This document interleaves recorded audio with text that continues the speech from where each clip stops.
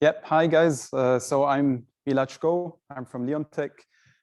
Today, I will be presenting about Elastic Cloud Enterprise, ECE, in Fintech banking.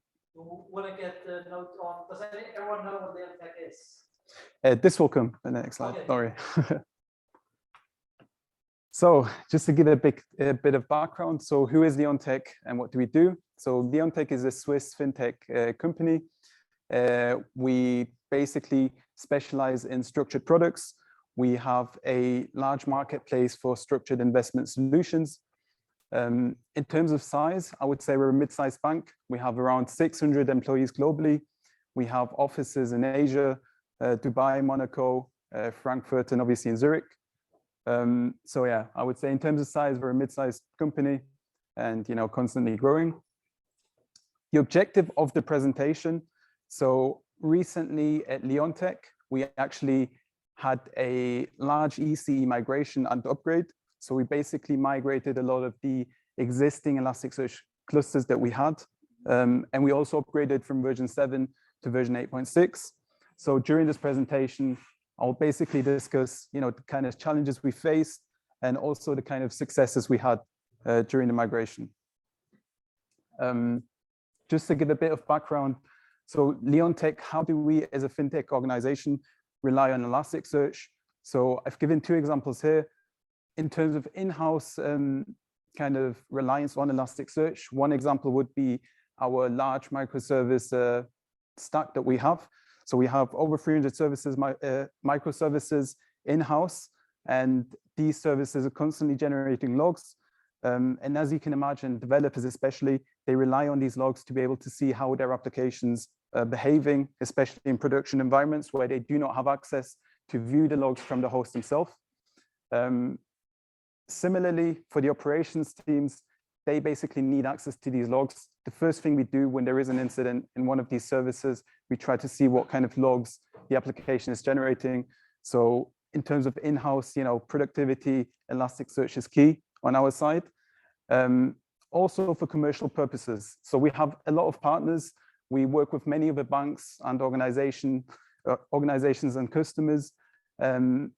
Just to give one example, we basically provide applications to other customers to be able to trade using our platform. And in terms of a commercial kind of example, let's say, for example, a trading application, all the data within this application is indexed via Elasticsearch. So in order for us as a bank to kind of maintain the SLAs we agree on with our partners, we need to be able to have redundant Elasticsearch clusters available just to avoid service outages, etc. So what I'm basically trying to get across with this point is Elasticsearch is really, a key dependency in terms of our both in-house stack and also commercial products that we apply and provide to our customers. So before we actually kind of embarked on this kind of project, we had kind of 3 hard requirements we wanted from our infrastructure. The first being scalability. So I actually joined Leonteq around 3 years ago. And when I joined Leonteq, we were less than 500 employees. So you can see since the past 3 years, we've grown by over 100 employees. And especially as a company, you need your tools to grow with you. So especially at Leonteq, we're a mid-sized company. We're expecting further growth in the coming years. So we need something that's scalable. We need to be able to scale resources as of and when required. So, basically creating new resources to accommodate for the growth and to accommodate for the influx of new events that we are processing. We need high availability. So high availability because you've seen in the previous slide, both our commercial and in-house purposes and reliance on Elasticsearch basically means we need redundant infrastructure and we need failover mechanisms to be able to provide the service that we are offering. And last but not least, security and compliance. Especially as a bank, we have to adhere to many different compliance and laws within Switzerland as well, such as FINMA, for example. And in terms of security, we needed something that can basically provide role-based access control and easily integrate within our existing LDAP configurations and security systems that we already have established on-premise. So considering the points I just mentioned, we had a look at different kind of architectures we could kind of go for. And we decided to go for a hybrid multi-cloud approach. A hybrid multi-cloud approach basically utilizes both your on-premise data center and cloud providers. So as you can see in the diagram, we have two data centers. So these are your on-prems, and you have two cloud providers. The benefits of having multiple cloud providers is that you remain cloud agnostic. So you don't really lock yourself in with one cloud provider. You can very easily, scale resources on demand on a specific cloud, or scale resources down if they're not needed anymore. With a multi-cloud approach, with a hybrid approach, you can benefit from both the benefits of on-premise and the benefits of the cloud. So for on-premise, for example, especially in our point of view, we had the fact that the data that we're storing can be compliant. So we can basically choose to store all the data we work with onto our on-prem data centers, and everything else we can basically scale onto the cloud. In terms of latency, your on-prem is going to be usually much faster. Also, with a service such as Elasticsearch, if you're going to be pushing so many requests, the latency you have on-premise may be faster than what you have on the cloud. And also cost predictability. So sometimes it's just easier to predict what kind of costs you will basically face if you deploy resources and instances on-prem compared to the cloud. In terms of the cloud, it basically provides the elasticity that we required. So in the previous slide, I mentioned we needed to be scalable. We need to be able to deploy resources on the fly as of when needed. And the cloud basically provides this. And you will see in the coming slides, the way we deploy these instances make the cloud really efficient and very effective in this kind of setup. Another thing with the cloud as well, a lot of the popular cloud providers, they provide managed resources, so managed services, So a lot of the kind of operational burden that you have when you have to maintain different infrastructure, instances and resources is all taken care of on the cloud. So things such as failover mechanisms on the infrastructure level, this is something the cloud can sometimes take care of, and you don't need your your infra team to be able to set up these kind of hard requirements. And lastly, we have the integration of ECE. So ECE itself in this kind of setup works really, really well. The reason why is because within the application, we can define different zones. So in this case, I can say we will have 4 different zones. We can have a data center 1, data center 2, and the same for the clouds. And every time I deploy a new Elastic deployment, I can basically specify how many zones I want to select. And what ECE will do, it will automatically select 2 separate zones for you based on the capacity available. And it will basically optimize that deployment for you.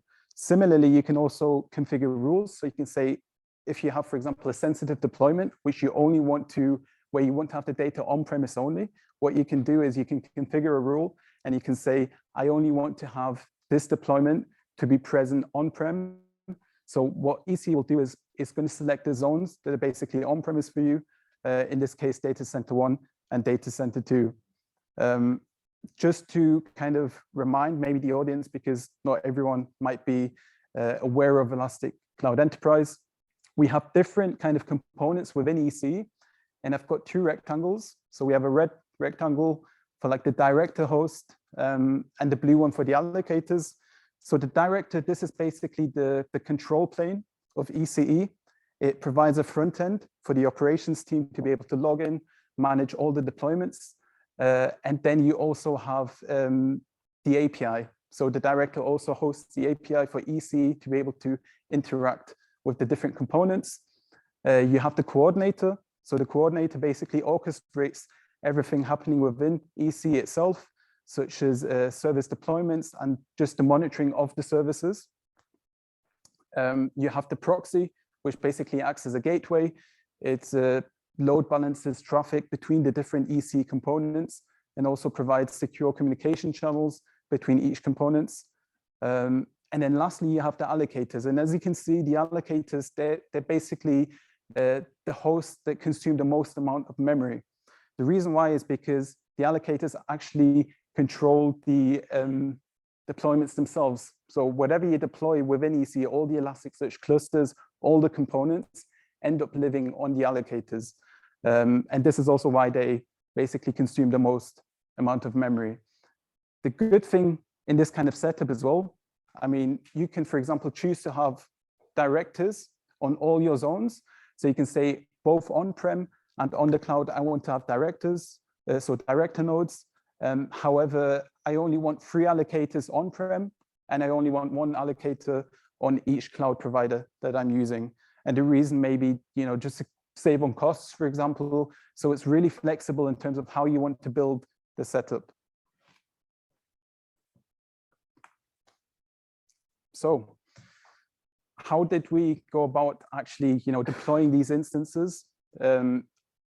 We were looking at different tools, but in terms of our infrastructure as code tool, we went with Terraform. At Leonteq, we've been using this tool for the past couple of years. So this is something where, you know, like the whole company is pretty much used to. An advantage of Terraform in this case is the consistency, the scalability, and the repeatability it kind of provides to us. Consistency because Terraform has a declarative approach. So all the config files, as you know, mentioned in the previous presentation, they're written in YAML.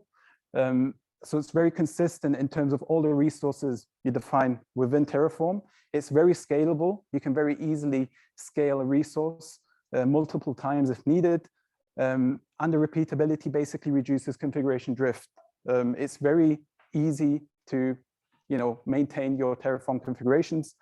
Another reason, version control and collaboration. So Terraform, all the Terraform configurations that you do create and work on, it's very easy to integrate that into your existing version control systems, such as Git, for example, and collaboration between different teams is possible, which basically allows, you know, different team members to work on the same Terraform repositories. A very important point is the resource dependency management.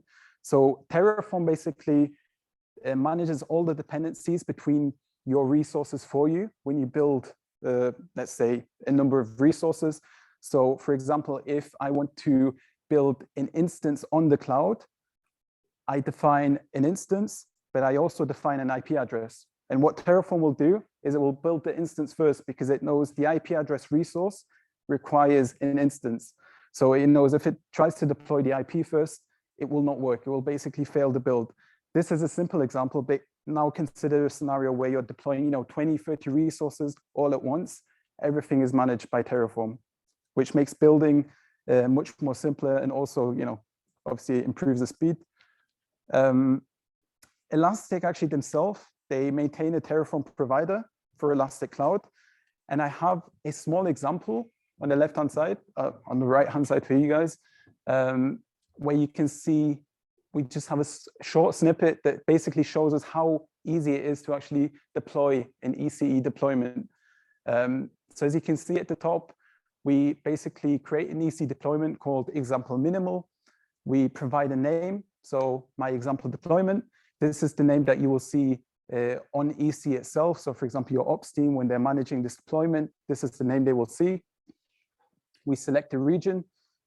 We select a version. In this case, we're using the latest stack version that Elastic provides. We have a template identifier. So we're using the AWS identifier in this example. And then we start to define the different Elastic components we want to deploy in this ECE deployment. So you can see, for example, for the Elasticsearch node, we add some additional parameters. So we say for the hot phase, we want to enable auto scaling. And auto scaling is basically a functionality within EC that automatically scales your deployment if it's needed. So let's say you assign 4 gigs of RAM to your hot phase in the Elasticsearch. What auto scaling will do is it will basically automatically increase its allocation usage if it is needed. So let's say we send a lot more events And Elasticsearch is starting to bottleneck itself. With the auto scaling, it will scale itself higher if needed. And as you can see, we can also deploy all the other components such as Kibana, Enterprise Search, and Integration Server, which is basically, you know, hosting your APM jobs, your machine learning jobs, and all the other functionalities.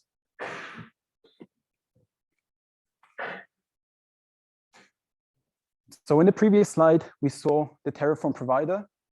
However, the Terraform provider obviously doesn't work on-prem because we use different sorts of virtualization on-prem, and that's mainly useful for deploying on the cloud. So what we did is we still use Terraform on-premise to deploy VMs, for example, or instances. However, the configuration of the application, so the configuration of EC itself, such as the allocators, the directors, is done via Ansible. So Ansible is our automation tool that basically automates different tasks, the configuration management of the application and the application deployment itself. One reason we use Ansible, again, it provides consistency across our configurations and repeatability. So consistency, because it's also written in YAML, it makes it very easy to define new tasks that we have to kind of deploy. Repeatability, so Ansible is idempotent. This basically means regardless of the source state of the host, whenever you run an Ansible deployment, whether it's once or 10 times, the target state will always be the same. So it's very easy to deploy, you know, a number of hosts uniformly with Ansible. You always know the target state will always be the same. We use Ansible to manage our dedicated Logstash and Beatstack. So Logstash is not a component that is actually within EC. We manage this separately. And again, considering the point about the repeatability, let's say we have pipeline A, for example, within Logstash, and this pipeline has many events that it's processing, but we kind of identify the bottleneck. If we have this configuration in Ansible, it's very easy to, you know, deploy 5 new pipeline A's and then basically load balance the traffic between all of these pipelines using something like Nginx, for example. So deploying new hosts using Terraform and Ansible is much faster than trying to do this manually, because you also have to consider with Ansible, we initialize the file systems, we do all the logical mounts, you know, all the volume groups, the file systems. We basically download the application dependencies. So for EC, Docker, for example, and then we also actually configure the application config itself. So in EC's case, we may, you know, connect it to an existing EC installation. Similar to that, our Beatstack is also managed via Ansible. So with Beats, I'm talking about FileBeat, MetricsBeat. These are basically agents that we host on the applications themselves, where we're generating the logs. And these Beats agent send either to Logstash or to Elasticsearch directly. We have, you know, over 300-400 hosts with Beats agents installed. And during this migration, I also had to, you know, upgrade the Beats versions on all of these hosts using Ansible. This was something that took, you know, 20 minutes, and on all hosts, we upgraded from version 7 to version 8.6. So it really does simplify a lot of these tasks that would usually have to be done manually or via scripts. Doing it via Ansible is much faster in this case. And Elastic, again, provides a publicly available role for ECE. So on the Elastic GitHub repository, they provide public roles, public Ansible roles for ECE, where you can deploy all the different components. So let's say the allocators, the proxies, or the directors. And I have a small diagram to show how easy it actually is to set up this kind of pipeline to be able to use Ansible. So obviously at the bottom, you have some sort of version control system. So let's say we're using Git. We have our Ansible playbook. We clone this playbook using a Jenkins pipeline, which basically triggers this Ansible playbook. For the director, so let's say we want to deploy a director on-prem and we want to deploy an allocator on the cloud. So the director role, for the director, we run the director role. And for the allocator, we run the allocator role using the role that is provided by Elastic. And for the packages or the required dependencies, we can download them from a package manager such as Artifactory, or even directly from the public repositories provided by Elastic.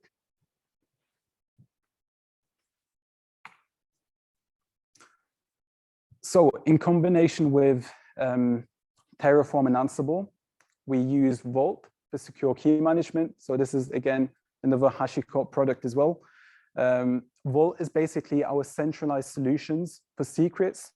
A secret can be something like a password, it can be a certificate, it can be an API key. And we basically use Vault because, first of all, again, brings a lot of new benefits to us. We can use dynamic secrets and time to live. So with dynamic secrets, we can basically generate secrets on the fly, both as users and as applications as well. And with the time to live, we can basically eliminate those secrets after a number period of time, basically. So this also, eliminates having long forgotten secrets, and it also just, eliminates that risk of losing those passwords and not having them renewed. We managed to automatically rotate or automatically implement key rotation for ECE using the REST API for both ECE and Vault. So since they're both REST APIs, you can basically create a script. We created a script as well. You can use bash scripting if you want, Python, or you can even do it in PowerShell if you wanted to. And on the diagram, we can very quickly see how this sort of key rotation would work. I mean, using the API, there's many more kind of different automation steps you could do. But in terms of key rotation, the way we did it is, first of all, we query the specified deployment details. So in this case, we have we're using the EC director, so the EC API to query the deployment details. The second stage is to request a new service account using HashiCorp Vault. So within HashiCorp Vault, we have different secret engines. You can have a secret engine for your on-prem. You can have a secret engine for your cloud providers. So these already come out of the box. It's very easy to set up these secret engines from HashiCorp Vault. And what a secret engine is, it basically connects to the cloud identity access management component and allows you to generate secrets or request credentials from the cloud. So in this case, you can see in step 3, we request credentials for a cloud resource. So in this case, an S3 bucket from the cloud provider. The cloud IAM component then creates this temporary SA for the S3 bucket. As soon as we have the temporarily service account credentials for this cloud resource, we can basically push this to the Elastic key store. And then that Elastic deployment can basically access that S3 bucket. In this example, the deployment may need to have access to a bucket to be able to, generate snapshots on the cloud, or just to, store data if it wants to. Another really important point about Vault as well, it really makes compliance, especially for us as a financial institution, much more easier. The reason why, it offers really intense auditing capabilities. So you can, everything that's happening within Vault, so every secret that is requested, every lease that is expired, everything is logged, everything is audited. And you can very easily connect these logs into a CM tool. And this can then maybe be used by your security teams, and they can have like a centralized view of everything that's happening within Vault. And also during security investigations. So let's say you have an incident where something has been breached in terms of secrets. Using these audit logs, you can basically try and track down where or which application has been affected.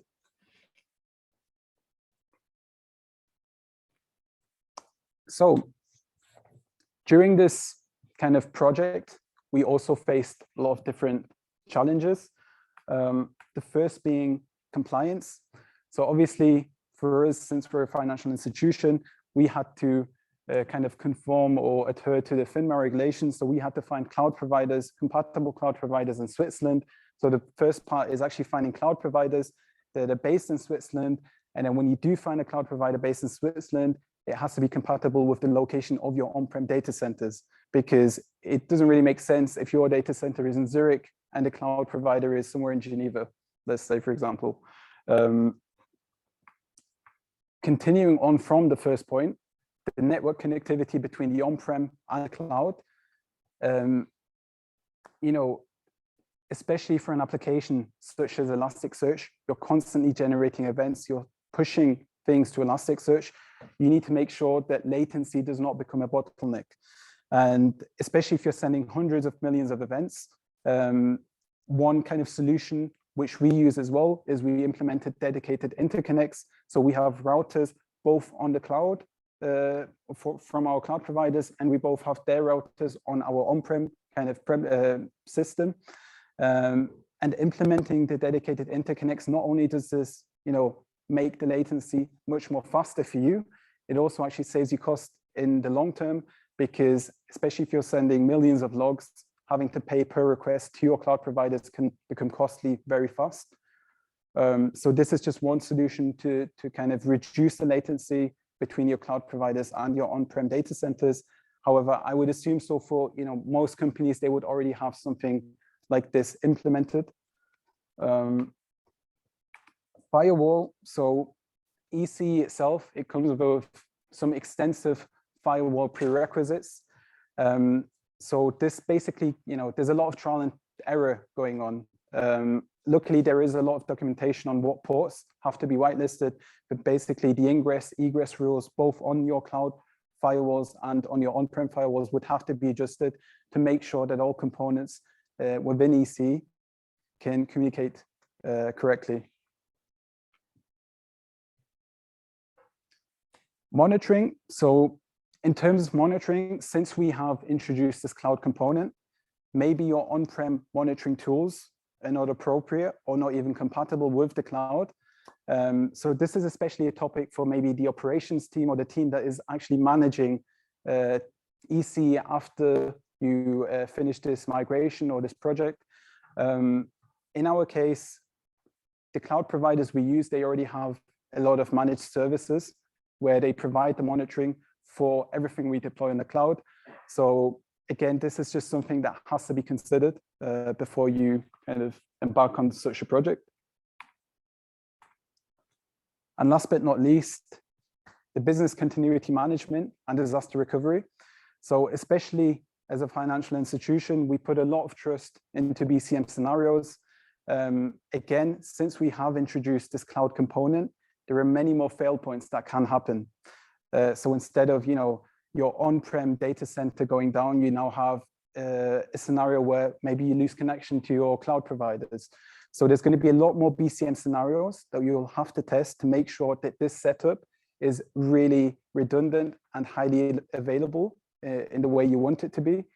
But again, these are just things that have to be considered.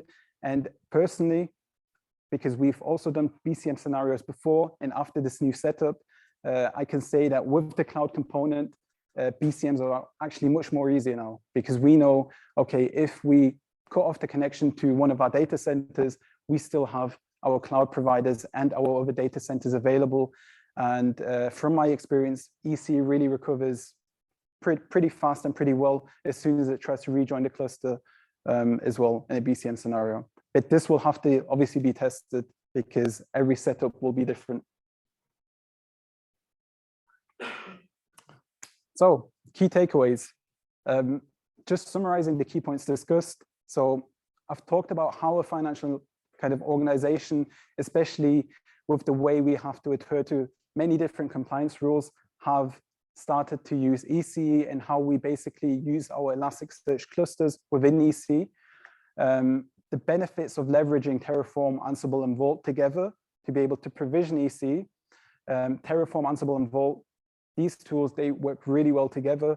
And EC itself is a very strong application. The good thing with EC, a lot of the logic is within the application.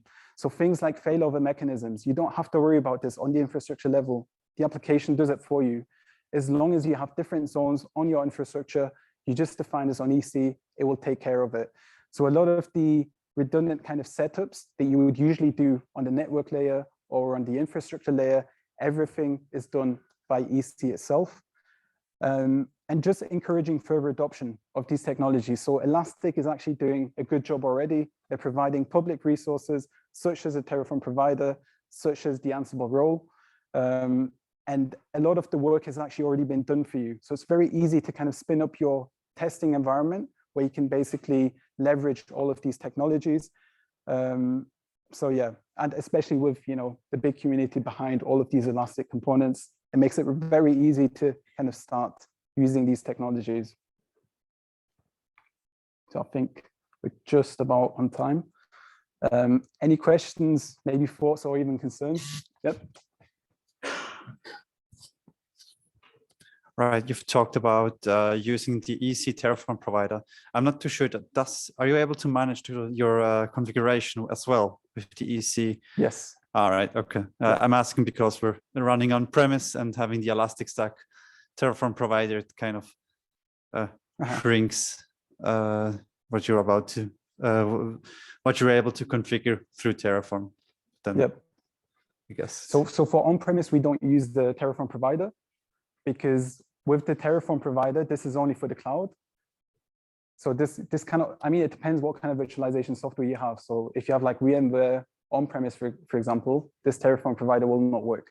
Yeah, it has another provider from Elastic. And for you as an alternative, exactly, we basically use Ansible to then, you know, do that kind of configuration. But if you're doing it on the cloud, you can use the provider. Yeah. And you've mentioned metrics. Yes. Are you running metric beat on each of your source systems, and is there any performance impact when it comes to uploading it all into the cloud? Because I'd imagine it's a lot of systems and a lot of data that needs to be indexed in probably most likely real time. Yep. So the way we do it with metric speed, the Logstash pipelines that we have, they're mostly on-prem, and the metric speeds agent, so they push the data to the on-prem Logstash systems, and then from Logstash it would go to the cloud. And from our point of view, I mean, the latency from our on-prem data centers, they're obviously still a bit faster, but between the data center and the cloud, we're actually really, really fast. And this is mainly due to the dedicated interconnects that we've set up with our cloud providers.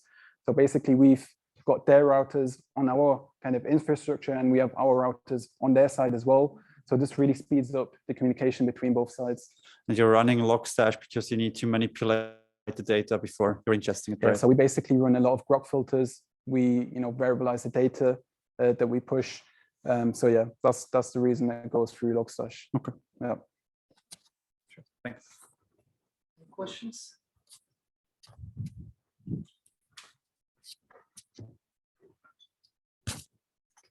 Hi, I think we just talked about the monitoring as well with respect to the new tools. Let's say if it's on the cloud, especially because if it's non-prem, it might be hosted on different IPs and you're trying to collect on the same.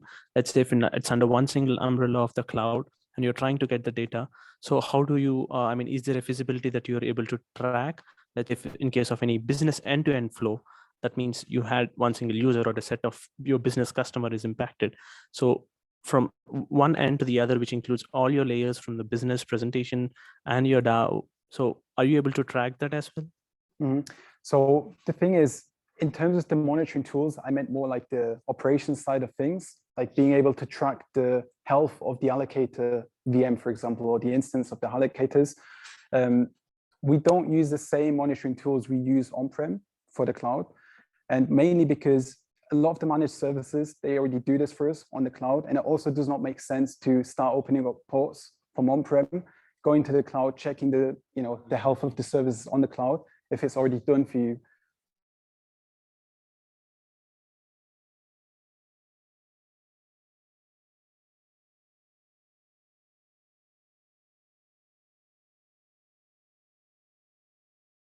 Different tool to monitor it. Oh no, same tools. Yep. Thank you.